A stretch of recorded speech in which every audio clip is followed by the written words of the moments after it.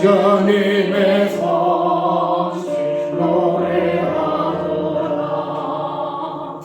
주님의 법을 하시니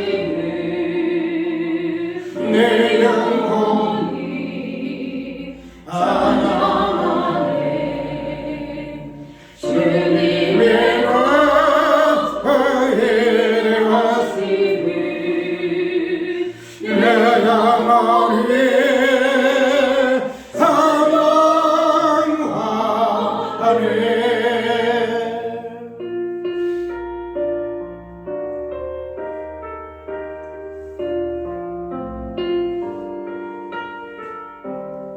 주 하나님 독생자 아낌없이 우리를 위해 보내주셨네.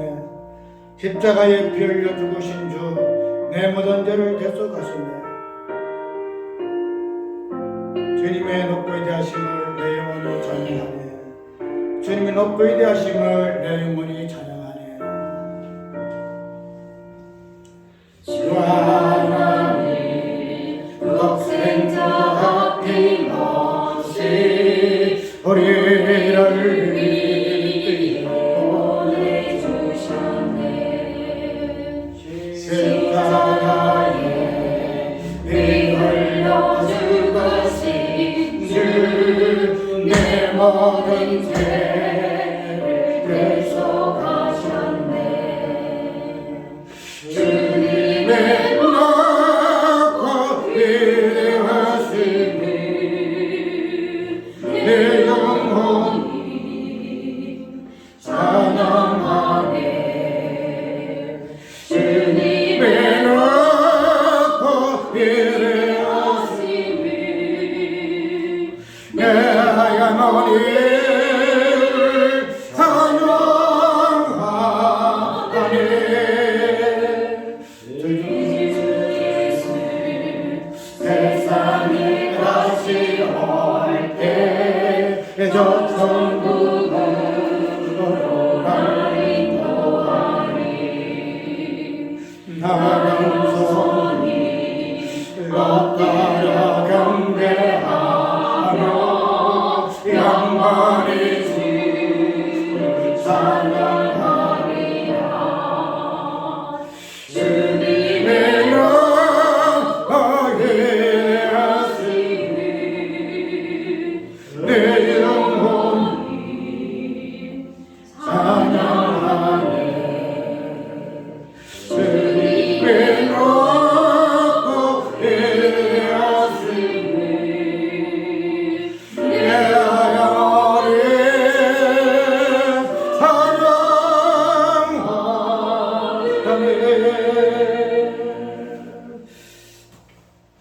그래서 우리 창세기 1장을 통해 가지고 창조의 세계를 잡고 보죠.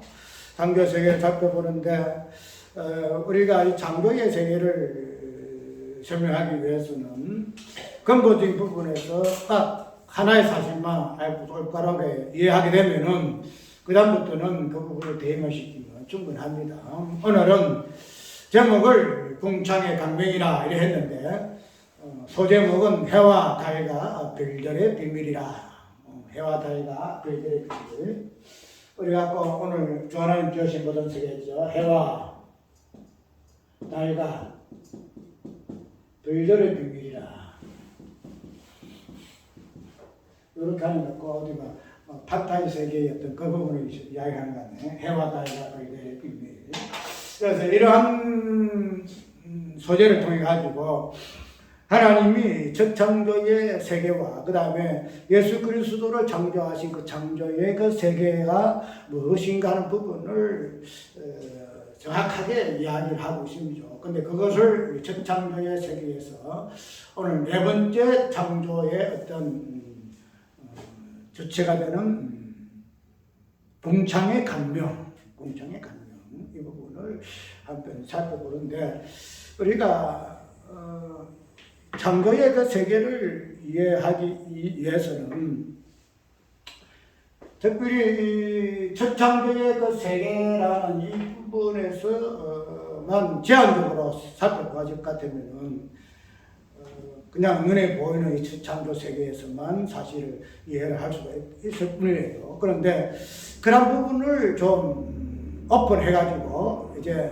창조 전의 세계까지도 소급해서 보게 되어지게 되면은 첫 창조 세계 속에서의 그 모든 개념들과 단어들과 또 문맥들과 이러한 그 내용들을 단순하게 창조 후의 세계에서 본문 속에서 기록되어 있는 그러한 개념들로만 이해할 수 없는 그런 뭔가가 있다는 거죠.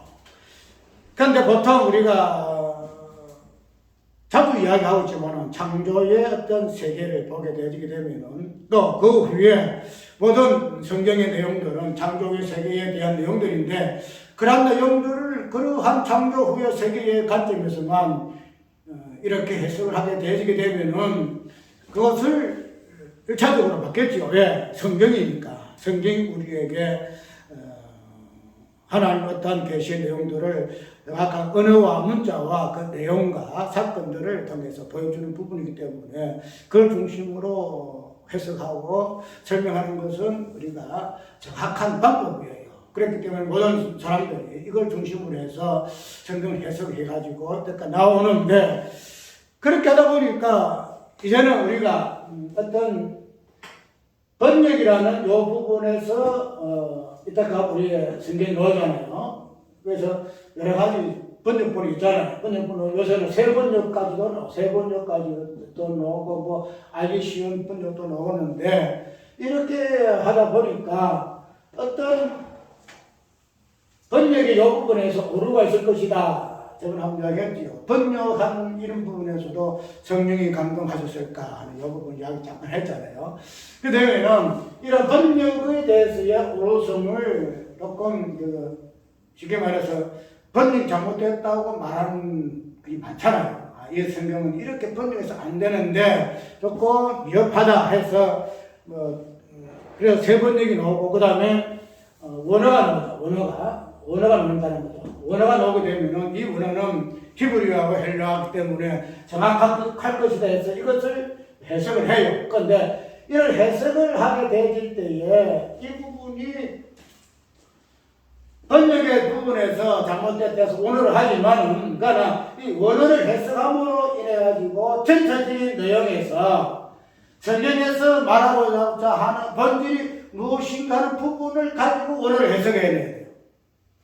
원어만 해석해서는 그 뜻을 이해할 수가 없고 성경에서 무엇을 말하고자 하는 그 본질, 핵심, 그 주제가 무엇인가 하는 부분을 딱 앞에 세워놓고 그 원어를 해서 이 원어의 뜻이 이런 것이구나 이렇게 해야 되는데 그런 부분에서 원어만 가지고 해석하다 보니까 성경에서 그 대주제가 무엇인가 하는 부분을 똑바로 세우지 아니하고서는 아무리 원어를 해석한다 할지라도 잘못된 부분이 많다는 거예요.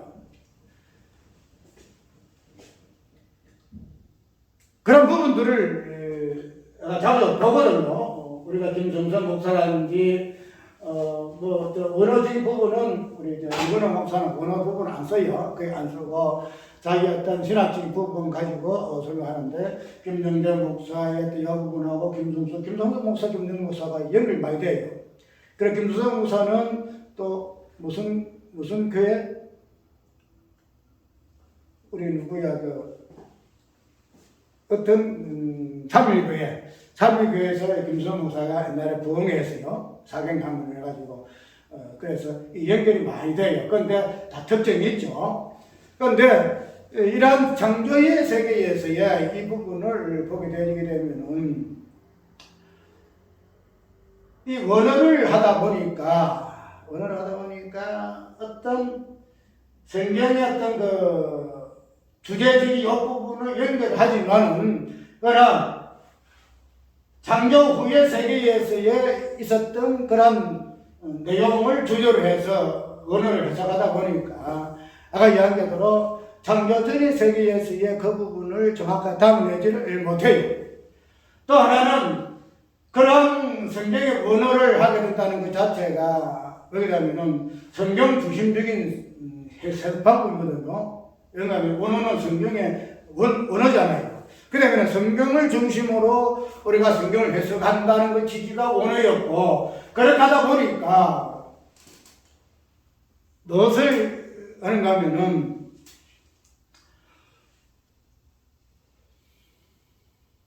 저번에 내가 잠깐 이야기를 한 것 같네. 우리가 이 만물이라는 요 개념을 단순하게 자연 계시 요 부분으로서만 우리가 이해를 많이 하잖아요. 자연 계시. 그런데 우리가 성경의 어떤 도덕사적인 언약이라는 관점을 보게 되게 되면 이 자연 계시는 큰 의미가 없어요. 큰 의미가 없어가지고 뭐해서 구속 계시라 해가지고 예수 그리스도의 구속이라는 욕구를 가지고 해석을 한다는 거죠. 그러니까 성경을 주장하고 언어를 주장하고 그 다음에 뭐 자연 계시 이 부분을 제껴놓고 구속 계시만 설명하다 보게 되지니까 뭐예요? 만물에서 말하고자 하는 그 자연 계시 이 부분이 굉장히 다루지가 잘 안 해요. 왜냐하면 만물이라는 것을 자연 계시라는 것은 예수님께서 오신 특별 계시라는 이 부분을 통해서는 이미 기념을 상실했는데 우리가 꼭 이 부분을 살펴볼 부분이 뭐가 있겠느냐 해가지고 이 부분은 조금 그게 해요. 등한시해요. 그래서 오직 구속 계시 언약을 중심으로 한다는 거죠. 근데 그게 맞아요. 맞는데 아까 얘기했던 이런 부분이 만물 계시, 즉 자연 계시와 이 구속 계시라는 언약 계시, 특별 계시 이 부분 자체가 결코 따로 노는 것이 아니에요. 이게 따로 노는 것이 아니고 자연 계시는 이제는 기능이 상실해서 이제 필요가 없고 오직 특별 계신 성경만이 하나님께 우리 주신 계시다 이렇게 생각하게 되지는데 그런 것이 하나 오류가 뭔가 하면은 지금 이 만물이라는 이 부분은 단순하게 첫 창조에서 계시라는 이 부분만 가지고 있는 것이 아니거든요. 왜냐하면은 만물이라는 이 부분과 이 계시라는 이 부분은 마지막까지 이 세상 마지막까지 가는 것이 이 만물의 내용들이에요. 그러면은 우리가 로마서를 아까 언급했죠. 만물이라는 이 개념은 로마 10장에 나와요. 만물도 탄식한다. 만물도 탄식이라. 만물이 탄식한다. 그러면은 만약에 자연계시 자체가 아무 소용이 없어가 별볼 일 없다 싶어서 저렇게 놓을 것 같으면은 만물이 지금 탄식한다는 거죠. 만물이 탄식한 그 자체는 뭐를 의미하는 거죠? 만물이 지금 그 죄신음 속에서 고통 속에서 탄식한다는 거죠. 그러면 만물의 탄식이라는 이 개념하고 우리의 탄식하고 동일하거든요. 우리도 탄식할 때 성령 우리 속에서 탄식하잖아요. 말할 수 없는 탄식으로 기도하신다. 그러면은 저번에 한번 설명을 다 했잖아요. 이 탄식이라는 개념은 만물의 탄식과 우리 인간의 탄식과 똑같다 이 말입니다. 그러면 특별 계시 속에 있는 우리의 어떤 모든 구속의 개념도 탄식이라는 개념 속에 우리 어느 부분을 볼 수 있고 그 다음에 만물을 탄식한다는 이 개념 속에도 동일한 개념이기 때문에 특별 계시에 우리의 몸의 탄식과 탄식이 구속을 바라보는 것이고 만물의 탄식도 탄식하게 되면은 결국 무엇을 바라보는 거예요? 구속을 바라본다는 거예요. 구속을. 그러면은 만물의 계시 자체가 아무 의미가 없느냐? 별볼이 없다. 소용이 없다. 그게 알다는 거죠. 그래서 모든 만물과 우리 인간 그 자체가 마지막에 새하늘과 새 땅으로서의 구속을 바라보고 있는 존재이기 때문에 그런 부분에서 우리가 성경을 봐야 한다는 거죠. 내가 왜 이 부분을 이야기하느냐 하면은 아까 얘기했던 원어를 중심으로 구속사를 중심하다 보게 되면은 특별 계시, 성경, 언약, 구속 이 부분을 강조하다 보여지니까 만물의 회복이라는 이 부분에 대해서는 어떻게 치부하는가 하면은 세대주의로서 세대주의. 세대주의 뭔가 알죠? 우리 인간의 역사는 세대별로 나눠져 있다. 첫 세대, 둘째 세대, 그래서 첫째는 무제 시대부터 해가지고, 그 다음에 율법 시대, 시대, 그리고 마지막에 성령의 시대, 교회 세대, 이래 가지고 쭉 세대별로 나눠요. 세대별로 나다 보니까 주로 무엇을 갖다 연결시키는가 하면은 이 세상의 역사와 연결시켜요. 모든 세대에 하나님이 일을 하신다. 그래, 첫 창조 시대에서부터 해가지고 마지막 교회 시대 이래까지 하나님의 어떤 역사심은 세대를 따라서 일을 하시고, 그래서 세대가 역사잖아요. 세대, 인간의 역사지. 그러니까 인간의 역사 안에서 나타난 하나님의 어떤 일하심, 그 구원의 어떤 그 부분들을 우리가 살펴보아야 할 것이다 해가지고, 그 마지막에 처음부터 마지막에까지 중심되는 역사의 중심이 뭔가 하면 이스라엘. 지금 이스라엘 지금 전쟁이 나니까 또 종말론이 많이 튀어나와요. 종말 튀어나와가지고 이러니 그래서 그런 이야기를 할 때에 많은 사람들이 그 세대주의가 왜 하나님의 일하심이 세대말로 다르냐. 그래서 우리의 어떤 목사님도 율법 시대는 율법을 지킴으로 구원받는다까지도 이야기할 정도 있어요. 그래서 그런 부분들이 엄청 잘못되었지만은 그러한 세대주의의 어떤 잘못된 부분을 들어서 하나님의 그 구원하심의 그 자체를 어떤 지금 말해 우리 인간이라는 요 부분만 가지고 이야기해서는 안 된다는 거예요. 우리 인간이지만은 인간과 함께 만물이잖아요. 만물. 그래서 이런 모든 것을 합한 것이 역사다 이 말이죠.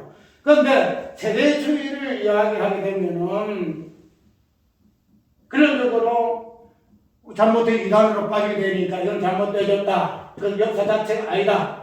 그래서 우리 인간의 모든 구속 하나님 구원하시는 일들 하시면 무엇으로? 인간을 중심으로 해가지고 특별히 언약 백성들을 중심으로 해서 뭐한다? 구원을 이루어 나가신다. 언약 백성은 뭐예요? 영적 이스라엘이잖아요. 영적 이스라엘이고 육적 이스라엘은 아니다. 이렇게 이야기를 해요. 이렇게 하고 해가지고 하나님 모든 구원의 어떤 사건은 영적 이스라엘을 통해서만이 하나님께서 일을 해나가신다. 이렇게 이야기하면 해가지고 영적 이스라엘의 어떤 역사하고는 상관이 없어. 이렇게 이야기한다는 거죠. 그런데 영적 이스라엘이든 영적 이스라엘이든 이 자체를 그렇게 구분해서는 안 돼요. 구분해가지고 영적 이스라엘만 하나님 일하시고 육적 이스라엘은 하나님 일하시는 아이들이 있어요. 왜? 이런 육적 이스라엘이라는 요 개념 속에서는 뭔가 만물이라는 개념이 같이 섞여 있다는 거죠. 만물의 어떤. 그래서 이런 영적 이스라엘의 어떤 역사적으로 종말을 좀 보여지게 되면은 모든 만물의 어떤 마지막 때에 이야기하잖아요. 종말에서 3차 세계가 지나고 안마기 전쟁이 이런 이야기를 하고 있다는 거죠. 그러면은 어떤 계시를 보여주겠다 그런 어떤 역사적인 부분까지도 충분히 거론하고 있다는 거죠. 단지 그거를 영적으로만 해석을 해서 되어지는 것이 아니고 어떻게 하면 이런 육적 이스라엘까지도 끄집어뜨리는 이유는 만물이라는 요 개념 속에 만물도 들어있다는 거예요. 하늘과 땅과 그 가운데 만물 들어가 있는데 그 가운데 육적 이스라엘을 배제할 수가 없다는 거예요. 다음으로 영적 이스라엘만 중심이고 만물을 지금 특별 계시만 계시고 만물의 계시, 자연 계시는 계시는 아니다라고 이렇게 칭할 수 없듯이 영적 이스라엘만 하나님이 간섭하시고 육적 이스라엘은 배제하신다 이렇게 할 수 없다는 거예요. 그래서 그런 부분들을 가지고 하다 보니까 오늘 창조의 이 세계에 있어서도 그런 부분을 그냥 태연하게 이야기를 한다는 거예요.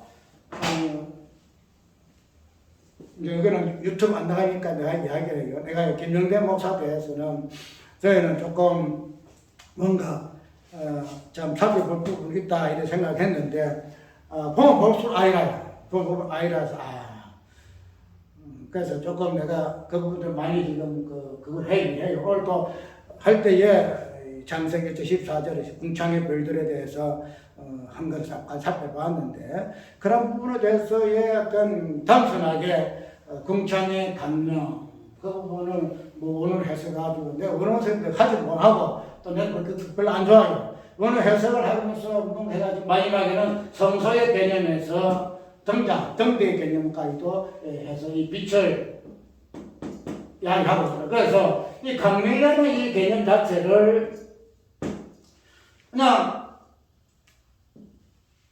해와 달로 이야기하고 있지 아니하기 때문에 우리가 말하고 있는 해와 달의 개념으로 이야기를 안 해요. 예. 그냥 강명이라 그리고 빛이라 이렇게 하기 때문에 강명이라고 이야기하고 있지 이 해와 우리가 하고 있는 하나님 해와 달의 개념이 아니다라는 식으로 이야기를 하고 있다는 거죠. 그러면은 그 뒤에 쭉 문명을 봐주게 되면 별이 나오거든요. 별. 자, 그러면 별이라는 것 자체가 오늘 보면서 별이 나와요. 해와 달은 안 나와도 큰 강명과 작은 강명 이렇게 나오는데 나는 별이 나와요. 그러면 지금 이 별은 그럼 무슨 별이냐? 해와 달이 말이 달을 포인 안 했기 때문에 지금 해와 달이 아니다. 그냥 성서에 나오는 빛이라는 게 개념 속에 이야기하고 있지만 그럼 어쨌든 첫 창조 속에서는 이런 눈에 보이는 사물을 통해서 어떤 보지 아니하는 어떤 영적인 부분을 우리가 계시하고 주는 내용이기 때문에 일단은 눈에 보이는 창조 우려 세계에서의 실상들로 우리를 위해야 한다는 거예요. 큰 강명은 뭐예요? 우리가 쉽게 안배대로 해. 성경에 보면은 해와 달이 나오잖아요. 계시록도 해와 달이 나오고 다 나와요. 해. 그 다음에 작은 강명은 달이에요. 달. 그것을 강명으로 표현했다 해가지고 뭐 해가 아니다, 뭐 달이 아니다 이렇게 해서는 안 된다는 거죠. 별은 분명히 쳤기 때문에 이 별은 그럼 별도 아니냐? 아니다는 거죠. 별은 지금은 보는 별이다 말이죠. 근데 이 별도 보면 뒤에 계시록 보면 새벽별 다 나오잖아요. 새벽도 나오잖아요. 그런 부분을 우리가 그냥 원어를 중심으로 하다 보니까 그렇게 해지더라 말이죠. 원어의 부분이 집착이 뭐예요? 성경이나 이 부분을 그냥 중심으로 하고 있기 때문에 원어를 이야기할 수밖에 없다는 거예요. 그런데 성경이나 이 부분은 창조 후의 세계의 내용들이거든요. 창조 전의 세계의 내용은 우리가 이 부분에 설명을 좀 원해요. 그런데 그런 부분들을 눈에 보이는 세계에서의 그 원어의 개념을 가지고 하다 보니까 창조 전의 세계의 내용은 우리가 설명 잘 못한다는 거예요. 그런 오류가 있다는 거예요. 그래서 그런 부분에 대해서는 참 아쉽다 하는 부분이 있지만은 어쨌든 하나님께서 각 주체에게 주신 은사가 다르기 때문에 나는 그 부분에 대해서는 타다지 않아요. 나는 어쨌든 오늘 서로 좀 길어졌지만은 궁창의 그 강명을 하나님께서 창조를 하시고 그 창조된 궁창의 그 별들을 강명을 통해 가지고 하나님께서 어떤 일을 하셨는가, 어떤 것을 계시하셨는가 하는 이 부분을 지금 살펴보려고 그래요. 자, 일단 궁창의 강명이라 가지고 내가 해와 달로 이야기해요. 해와 달 맞아요. 너희 보는 이 해와 달 맞아요. 이 부분이 너희 보는 해와 달의 어떤 개념을 가지고 이야기하는 것이 아니고 이 해와 달의 본질이 되어지는 뭔가를 우리에게 이러한 눈에 보이는 가시적인 어떤 개념들을 통해 가지고 우리에게 보여준다는 거죠.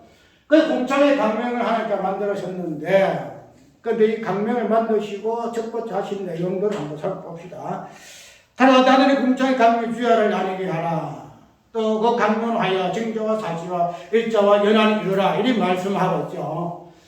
우리가 오늘 이 본문에서 나오는 궁창을 만드시고 그 뒤에 나오는 서술들 강명에서 주야를 나뉘게 하라 하신 이 말씀을 보시게 되면 첫 번째에 하나님이 빛이 있어라 하심에 빛이 있었고 그 빛이 하나님 보시기에 좋았더라. 하나님이 빛과 어둠을 나누사 빛을 낮이라 칭하시고 어둠을 밤이라 칭하시니라 이렇게 4절에 기록이 되어 있잖아요. 5절에 있는데 그런 부분을 지금 14장에서부터 다시 새롭게 시작한다는 거죠.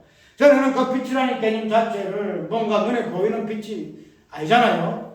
지금 보이는 해와 달 같은 그런 빛이 그런 강명이 아니다란 말이죠. 그냥 하나님 빛이 있으라 하는 이 부분을 가지고 그 빛을 통해서 하나님이 어떻게 어둠과 낮과 밤을 나누시는가 하는 부분을 좀 살펴보잖아요.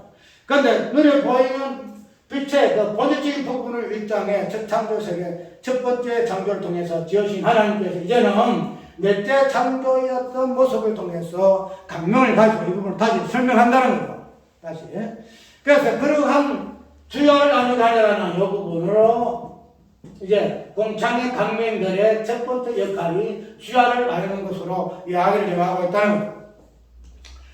우리가 첫 번째 창조가 빛의 세계잖아요. 빛들을 하나님께서 이설하시고 그 다음에 낮과 밤을 나누시고 빛과 어둠을 나누시는 이런 부분으로 첫 번째 첫날에 창조를 하셨는데 우리가 이 첫날에 창조된 창조였던 빛의 그 본질들을 보게 되게 되면은 하나님이 그냥 의연하게 첫 창조의 첫 번째 창조물을 빛으로 지으신 것이 아니다는 거죠. 우리가 첫날이라는 것은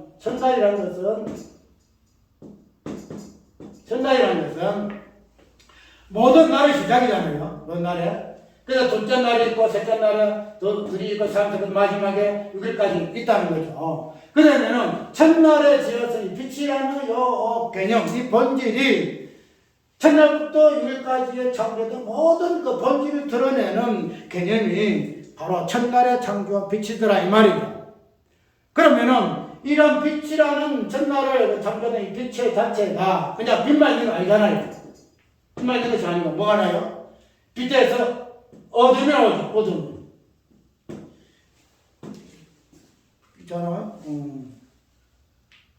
빛 하늘 보시 좋았더라. 하나님 빛과 어둠을 나누사. 이렇게 이야기하는 거예요.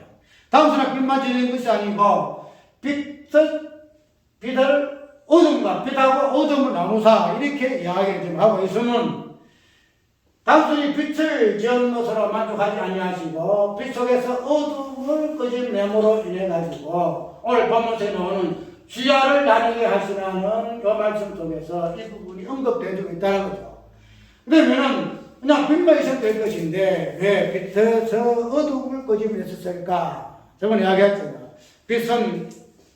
빛만 어둠만 따로 분리된 것이 아니다. 빛 속에서 어둠이 나오고 어둠 속에서 빛이 나온다. 그래서 빛의 개념은 어둠을 통해서 어둠은 빛을 통해서 서로 상대적이다 이렇게 이야기했잖아요. 그래서 여기서 우리가 적어놓은 관계가 나왔죠. 관계. 빛과 어둠의 관계.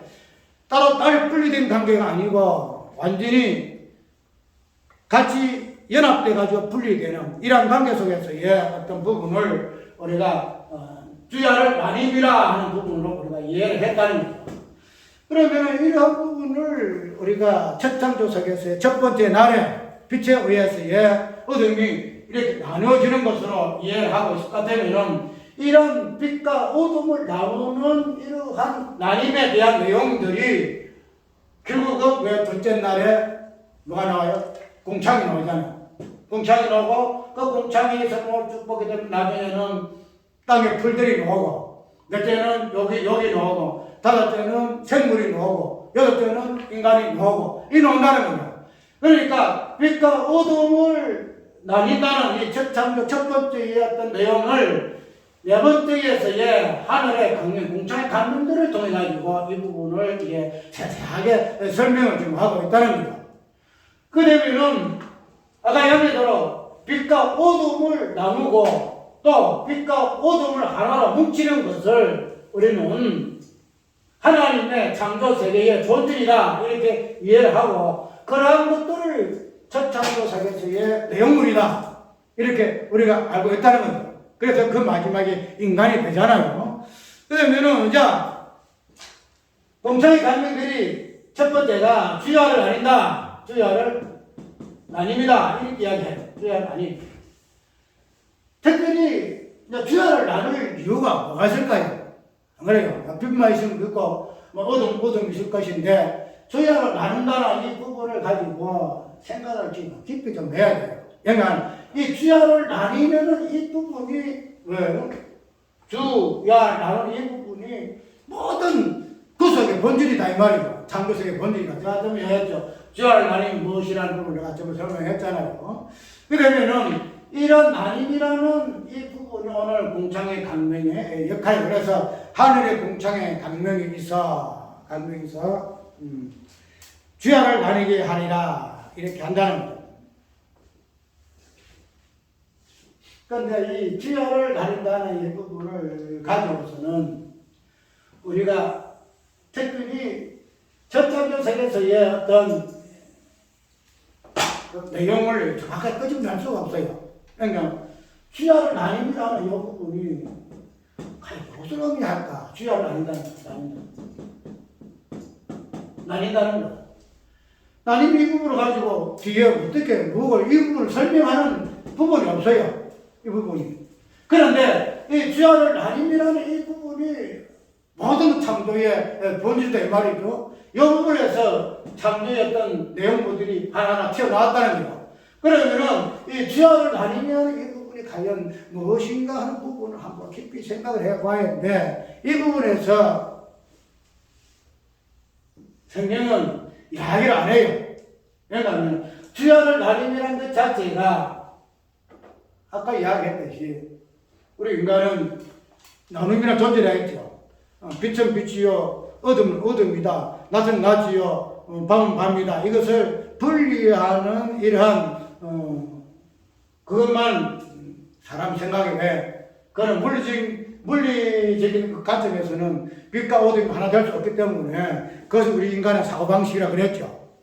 그렇기 때문에 나하고 다른 타인하고 같이 관계를 하나로 엮는 그러한 개념 우리한테 없어요. 니는 이거 나는 나다. 지금 얘기했죠. 내가 무슨 상관이 있나니까. 니는 이거 나는 나다. 그것을 하나로 묶는 그래서 우리 인간의 어떤 이성 자체는 있을 수가 없다는 거죠. 그러니까 첫 장도 설계에 쓰는 모든 내용 중에서 주야를 나눔이라는 이 개념 자체에 설명이 없어요. 이 부분은. 그런데 이러한 주야를 나눔으로 통해서만이 나눔과 연합이라는 이 부분을 가지고 모든 것이 생성이 되거든요. 모든 만물이.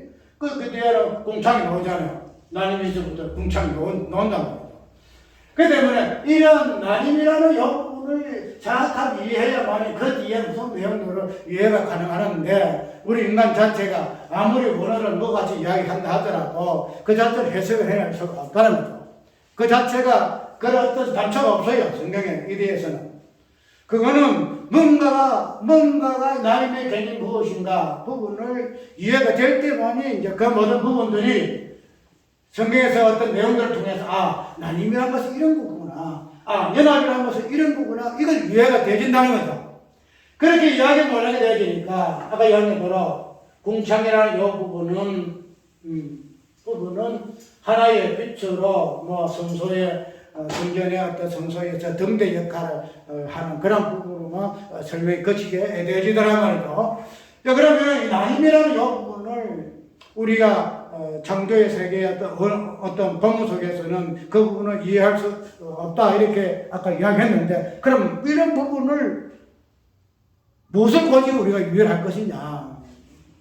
이 나눔이라는 이 부분은 또 아까 연합이라고 했죠. 연합이라는 이 부분은 우리 인간의 어떤 그 속에서는 이 자체가 개념이 형성이 되지 않아요. 나눔 자체가 되지 않냐고. 그래서 이 나눔이라는 이 부분을 우리가 정확하게 이해할 수 있는 것은 자주 이야기하잖아요. 성부와 성자의 관계 속에서의 이 부분을 우리가 이해를 해야 돼요. 즉 성부 하나님께서 어떻게 나뉘죠? 성부와 성자 나뉘죠. 성부와 성자로 나뉘어져요. 성령 하나는 나뉘어진다는 거죠. 그러면은 이 나눔이라는 이 개념을 정확하게 설명받는 것이 하나님의 어떤 신론적인 관점에서 정절을 해서 하나님이 왜 성부 하나님이 성자 하나님으로 나뉘어지는가? 그 다음에 이 성부와 성자 하나님이 왜 하나의 하나님으로 일치되어지는가? 그 부분이 성자하는 속에서 신성과 인성이 나뉘어지고 어떻게 연합되어지는가? 이런 부분으로서의 나눔의 개념이 설명되어지다는 말이에요. 그러니까 우리가 하나님에 대해서 성부 하나님이 성부와 성자와 나뉘어지고 그 삼위일체가 우리가 이해 불가하잖아요. 그거는 신학적인 어떤 부분을 가지고 아무리 설명하려고 그래도 우리 설명 못 하잖아요. 별 이야기 다 해도 예수님이 이제 성령으로 그냥 요건 이해 못하지만 어떤 하나님이 삶의 하나님 요구는 어떻게 한 분이 세 분 되고 세 분이 하나님 되냐. 이거는 우리 인간의 어떤 이성으로서는 이해할 수 없는 그런 신학이 난데다 이 말이죠. 그냥 우리가 신학이니까 그대로 믿어라. 이렇게 나뉜다는 거죠. 그런데 그러한 나님의 또 연합이라는 이 부분을 우리가 성부 하나님, 성자 하나님, 성령 하나님의 관계 속에서 그런 부분을 우리가 발견할 수 있지만은 그런 부분을 오늘 본문 속에서는 공창의 강명들이 그 역할을 한다는 거죠. 공창의 강명들이. 그래서 큰 강명, 지금 해라 합시다. 해, 작은 강명, 달, 이 부분을 가지고 지금 강명이 큰 강명을 통해서는 해, 작은 강명을 통해서는 달로 나뉜다는 거예요. 그렇게 그것을 주야, 주간, 달, 야간, 맞죠? 해는 지금 주간이잖아요. 달은 야간이죠. 주야로 나뉜다는 거죠. 그러면 우리가 큰 강명의 본질적인 이 부분은 근원적인 누구를 지칭하죠? 해는 누구를 지칭하죠? 해는 하나님을 존재해요. 하나님. 그래서 계시록이라고 보게 되면 어디 하나님 못하게 보게 되면 해를 많이 강조하잖아요. 해와 같이 빛나고 변화서 해와 같이 빛나신 예수님으로서 계시록을 보면서도 보지 않으신 예수 하나님 모습도 전부 다 해와 강명으로 이렇게 설명하고 있다는 거죠. 그런데 그런 강명이 주야를 나뉘게 한다는 거예요. 주야를 나뉘게 한다. 그러면 주야로 나뉘음으로 말미암아서 어떻게 되죠? 성부 하나님의 성자 하나님 되심으로 말미암아 그래서 뭐가 발생하죠? 그래서 구속이라는 개념이 발생한다는 거죠. 구분의 개념이. 그냥 하나님으로 계시는 것으로만 되지 아니하고 그 하나님 성부 하나님 성자 하나님으로 나뉘어질 때에 그래서 하나님 인간 되심의 성자의 모습이 여기는 그것으로 인한 구속이라 이렇게 이야기한다는 거죠. 그러면은 그러한 강명의 어떤 나님의 주야를 나님의 이제 부분을 가지고 큰 틀에서 구속이 무엇인가 특별히 하나님의 어떤 존재론에서 성부와 성자가 어떻게 나뉘어지고 연합되어짐이 어떻게 구속의 어떤 본질을 우리에게 계시하고 있는가 하는 부분이 우리 설명이 되어진다는 거죠. 그러니까 우리가 삼위일체라는 이 부분을 가지고 이야기를 하더라도 정확하게 이 삼위일체 이 부분이 나눔과 연합, 그 다음에 강명이라는 이 부분이 빛대 이 부분이 어떻게 어둠과 빛으로 주와 야음으로 나누고 연합되어지는 부분으로 잘 연기시켜서 정확하게 설명 잘 안 하잖아요. 그래서 오늘 이 부분은 우리가 다시 한번 설명을 받았고 이제 그러한 강명의 주야로 나누는데 나뉘는데 이 나님을 하나님 말씀하시고 그래서 큰 배뒤에 보게 되면 이런 거죠. 하나님이 16절에 두 큰 강명을 만들어서 큰 강명으로 나를 주관하게 하시고 이게 전에는 아까 앞에는 하늘의 공창의 강명이 있어 이렇게 복수로 단수를 이야기했는데 그 뒤에 보게 되면은 이제 복수로 이야기하죠. 두 큰 강명. 그래서 큰 강명으로 낮을 주관하게 하시고 작은 강명으로 밤을 주관하게 하시며 변절을 만드시고 이렇게 이야기하죠. 그래서 그 앞에 봐지게 되면은 주야로 나뉘게 하시는데 그 주야로 나뉘게 하심으로 말미암아 어떤 현상이 발생하는가 하면은 아까 여기도 주야로 나누게 하는 것 자체가 구속이라는 요 개념을 우리에게 보여준다고 했죠. 보게 되면은 주야로 나뉘게 한 뒤에 그 다음에 뭐가 나오죠? 징조가 나오죠. 징조. 주야로 나누게 짐으로 말미암아 첫 번째 현상이 징조가 나와요. 징조가 나오고 두 번째가 사실이 나오고요. 그 다음에 일자가 나오고 연합이 나온다는 거죠.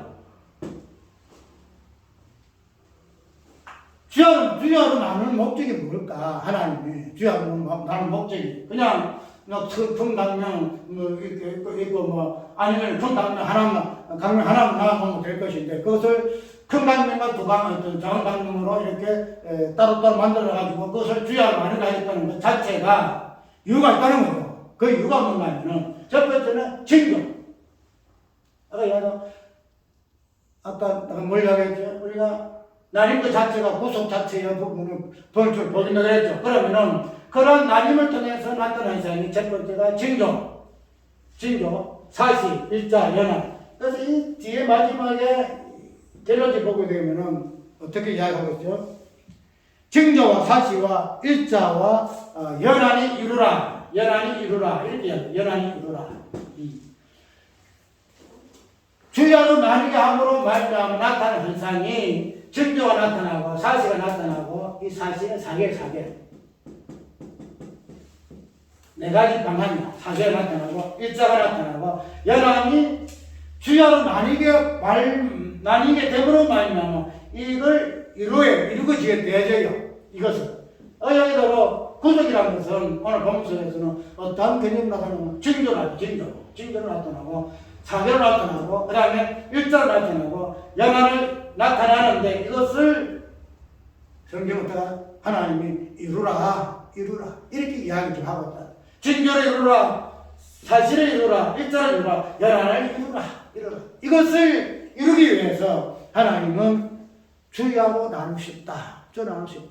이렇게 이해를 한다는 거죠. 그러면은 자 우리가 성경이 보게 되면 이런 구속적인 관점에서 징조는 참 많지요. 징조는 무엇을 이야기를 많이 하죠? 징조라는 것은 어떤 포징이에요. 뭔가 일어날 것에 대한 조짐. 그래서 우리가 쉽게 말해서 재림의 징조가 무엇일까? 재림의 징조는 이 세상의 마지막 만물이 뒤죽박죽되어지고 있잖아요. 하늘의 별들이 떨어지고 해와 달이 그냥 떨어지고 빛이 잃고 그 징조를 이야기하죠. 징조. 그래서 그러한 징조라는 것은 어떤 사건을 미리 예표해주는, 미리 보여주는 그러한 어떤 현상을 징조라 이런 이야기를 해요. 그러면 성경에서는 징조 굉장히 많이 나와요. 징조가. 그 징조를 다른 말로 예언이라. 그래 이야기해요. 예언은 뭐예요? 앞으로 있을 일이 미리 이야기하는 것이 언어의 개념이 예언이잖아요. 그러면 징조가 예언을 나타나는데 이 예언 자체를 우리가 성경에서는 자주 이야기하잖아요. 성경 구약 자체가 예언이잖아요. 신약에 대한 예언이잖아요. 메시아에 대한 예언이고. 그래서 우리가 예언에 대해서 확실한 것은 예수님이 이 땅에 태어났을 때에 천사가 와서 예언을 하잖아요. 마리아의 몸에서, 처녀의 몸에서, 동정의 몸에서 잉태하리라. 예수께 메시아 잉태하라. 예언. 그래서 예언을 보게 되면 주 목적이 구속이 무엇인가, 구원이 무엇인가, 하나님의 일하심이 무엇인가 하는 부분을 예언이라는 징조를 통해서 성경은 잘 이야기를 많이 해요. 그러면 우리가 아까 이야기로 나주야로 나님을 통해서 나타나는 현상 첫 번째가 징조라는 말이죠. 그러면은 이 징조 자체가 하나님의 일하심의 어떤 현상들이다 이 말이죠. 그것을 미리 이야기하는 것을 아까 나님이라는 이러한 현상을 통해서 이러한 것들이 발생한다는 거죠. 이런 게 발생하는 거죠. 그 징조 자체가 예언이거든요. 그 예언을 이해한 자는 뭐 하는 사람이에요? 구원의 방편에 들어있는 사람들이 이 사람들이잖아요. 그렇게 되면 이런 징조라는 개념을 첫 번째로 주야로 나님으로 말미암아 현상이 나타난다는 것으로 이야기를 지금 하고 있다는 거죠. 그 다음에 길게 할 거 없고 그 다음에 사실을 이야기해.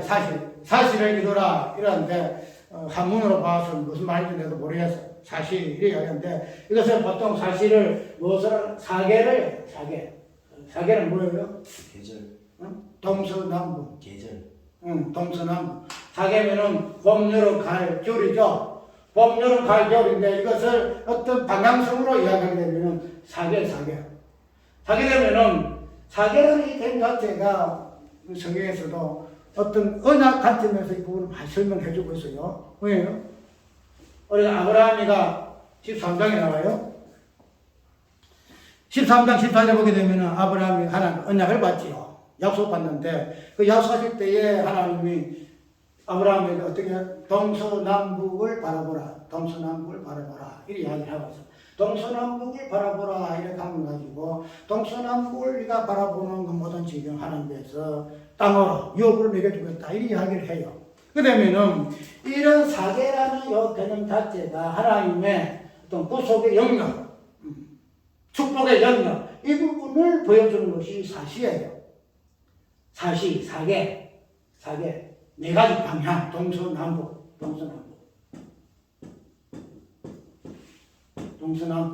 그래서 그러한 부분을 우리가 구속 관점에서, 언약 관점에서 언약의 내용으로 우리에게 도전 사실로 이해할 것 같으면 이런 사실의 어떤 현상이 주야로 만유로 말미암아 나타나는 현상으로 이해할 수 있다는 거죠. 그래서 철장교 세계에서의 주야 만유로 말미암아 사실을 이루라 하는 이 명령이 아브라함을 통해서 동서남북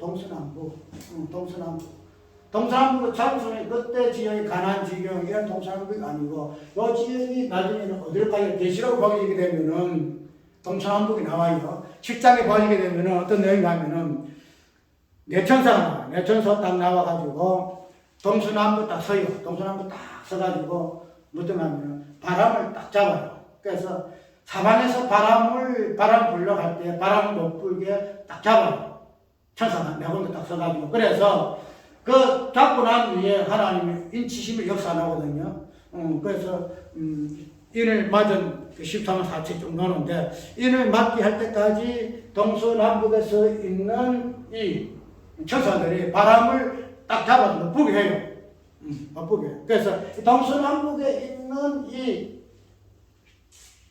그러면 당신의 백성들을 바람을 못 불게 잡는 천사가 있음을 해가지고 동서남북이라는 어떤 사시가 어떤 하나님의 구속받은 백성으로서의 어떤 지역 그 부분을 설명하고 있는 것이 동서남북이다 말이에요. 그래서 그런 사실을 이루라 하는 이 개념이 네 번째에 창조되는 궁창의 강명들을 통해서 이렇게 미리 계시하고 있음을 우리가 볼 수 있다는 거죠. 그 다음에 우리가 한번 보는 거죠. 일자를 봅시다. 일자는 뭐예요? 그러니까 이거 우리가 단순하게 그냥 사시니까 네 계절을 이야기하고 있다. 일자니까 이리 이야기했다. 그렇게만 생각하지 말고 우리가 아까 폭넓게 이야기해가지고 단순하게 이런 어떤 단화적인 개념 자체가 어떤 그 부분만 설명하고 있지 않다는 거죠. 아까 사시라는 게 네 가지 계절 이렇게 사계라 이렇게 보게 되면은 우리가 분명히 동서남 봄, 여름, 가을, 겨울이잖아요. 근데 봄, 여름, 가을, 겨울 그 자체가 네 가지 방향성을 보여주는 그 포용 근본이지 그게. 사계가 없는 곳도 있지만 어쨌든 우리 어떤 땅 지역은 동서남북 이 4가지의 지역을 전부 다 포괄적으로 포함했기 때문에 그렇게 이 사실하는 일자를 여기는 보게 되게 되면 이 일자의 개념을 하루의 개념으로 우리가 이해를 해요. 하루 개념.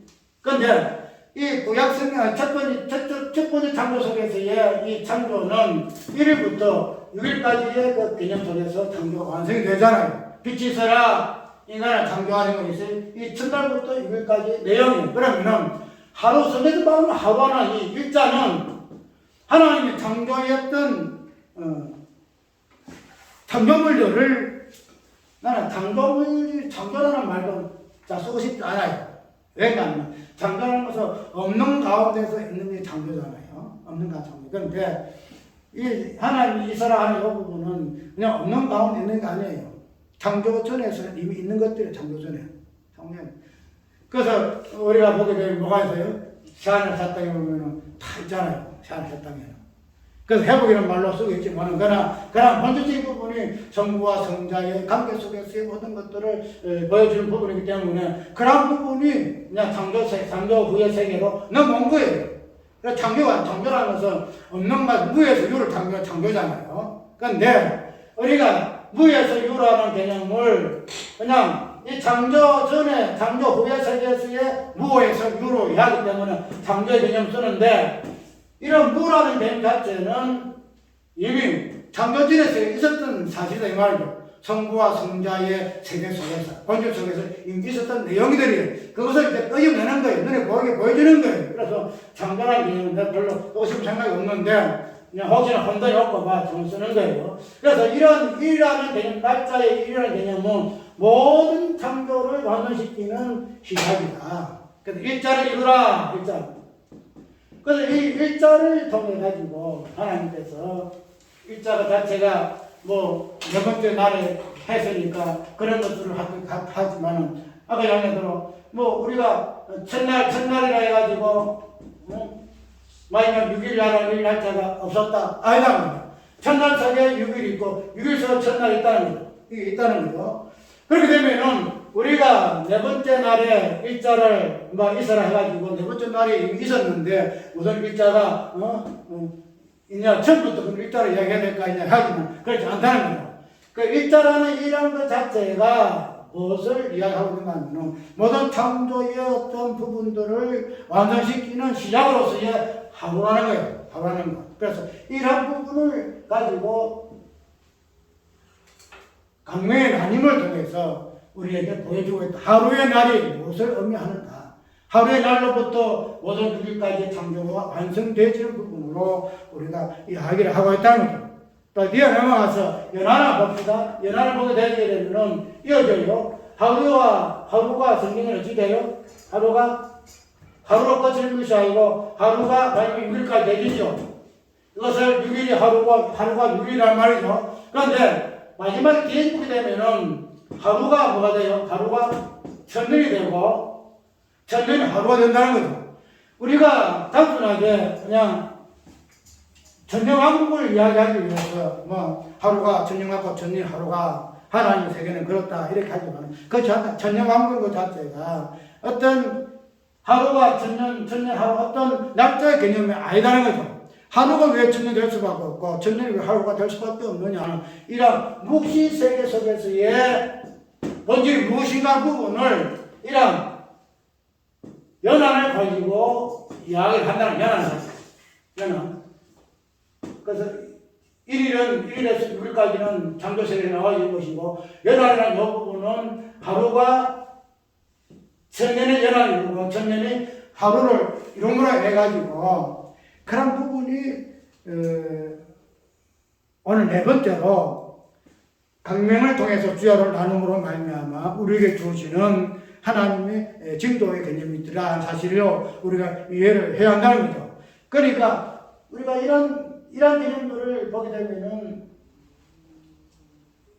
예수님이 이제 구약의 개념을 6일로 치잖아요. 6일 치잖아요. 그래서 안식일 날로 합치잖아요. 그런데 이 안식이라는 6일이 마지막에는 어디 돼요? 안식 후 첫날로 바뀌잖아요. 안식이. 그래서 이 1일이라는 1일부터 시작했던 구약의 6의 안식의 날이 마지막에 신학에서는 예수님의 부활의 안식 후 첫날의 개념으로 하나로 연합 일치를 이루게 되지는 것으로 우리가 이 날짜의 개념을 이해를 한다는 거죠. 그러한 부분들이 이제는 만물의 어떤 종말론이 관점에서 만물의 구속의 완성으로서의 그 하루가 천년이 된다. 천년이 된다. 단순하게 하루가 그냥 어떤 개념이 예수님의 부활을 첫날까지 덮고서 완성되지 이제는 그러한 부분들이 만물을 회복하는 모든 인간과 만물까지도 그 다시 새롭게 하시는 그러한 구속의 완성은 하루가 천년 되는 것으로 완성된다는 거죠. 하루는 천년 하루가 돼. 그래서 이제는 하루도 없어지고 천년도 없어지고 동일하게 시간이 없어진다는 시간. 그래서 영원한 시간이 개념이 나오게 된다는 거죠. 그래서 오늘 우리가 단순히 잠깐 살펴봤는데 이러한 네 번째 창조 속에서의 궁창의 강명들이 하나님을 단순하게 그냥 해와 달과 별들을 만들었다는 것으로 우리가 이해해서는 아니 되고 또 그런 것들을 눈에 보이는 해와 달이 아니다. 그냥 그런 부분으로만 이해해서는 아니 되고 어쨌든 이러한 첫 창조 후에 모든 만상과 만물들은 하나님이 우리에게 주시는 실상이다. 하나님 실상으로서의 허상이고, 그런 부분은 우리는 하나님의 그 일하심, 특별히 당신의 일하심의 계시가 어떻게 주어지고 있는가, 그런 것들이 오늘날의 우리의 실상 속에서의 어떠한 구속으로 하나하나 완성되지 않은가라는 부분으로 우리가 이해를 하게 되질 때에 그냥 자연계시로 해가지고 너는 별 볼 일 없어 아니라는 거죠. 자연계시로 함께 이스라엘의 그 회복도 같이 이어져요. 그래서 마지막에는 영적 이스라엘, 지금 장에서는 영적 이스라엘 안에 영적 이스라엘을 회복한 주의 백성, 그 다음에 이방인의 주의 백성들이 합해가 영적 이스라엘이거든요. 그런데 마지막 가서는 이러한 영적 이스라엘도 하나님께서 계시의 방편으로서의 주어졌기 때문에 이것이 완성이 되어져요. 만물의 계시 완성되어지듯이. 그런데 우리가 이것을 단순하게 세대주의라 해가지고 내서 안 된다는 게 깊이 살펴봐야 돼요. 그래야만이 하나님께서 지으신 세계의 그 계시가 어떻게 완성되어지고 이것이 성취가 되어지는가 하는 부분을 새롭게 찾아볼 수가 있다는 거죠. 오늘은 징조, 사시, 이자, 연한 이 부분의 구원의 어떤 방편들이 강변들이 어떻게 주야를 많임으로 말미암아 우리에게 하나의 어떤 계시의 어떤 내용들로 주어졌는가. 우리는 이러한 것들을 우리가 은혜를 받고 있어요. 그때 보면은 빛이 땅에 비추라 하잖아요. 땅에 빛이 비추라. 그래가지고 그 빛이 비추면 그 자체를 네 가지의 내용들로 우리가 이해를 할 수 있다. 빛이 따로 있는 것이 아니잖아요. 영의 말씀 비춰지고 동서남북의 구속의 능력이 우리에게 주어지고 7부터 1부터 6까지 창조 완성된 그러한 창조 완성적인 부분을 보여주고, 그 다음에 천년이 하루가 천년이 묵시의 세계 속에서 어떻게 당신의 구속이 우리에게 이루어지고 주어졌는가 하는 부분들을 궁창이 땅에 빛을 비치시는 내용들로 우리가 이해하게 될 때만은 하나님이 이러한 은혜를 우리에게 줬었구나. 그래서 오늘 우리는 어때요? 빛이라, 우리는 빛이라. 그러한 흔적들을 가지고 있는 존재가 우리들하는 사실을 새롭게 이해하시기 바랍니다. 찬송가 저 한 70번의 찬송 한 번 더 부르고 마칩니다.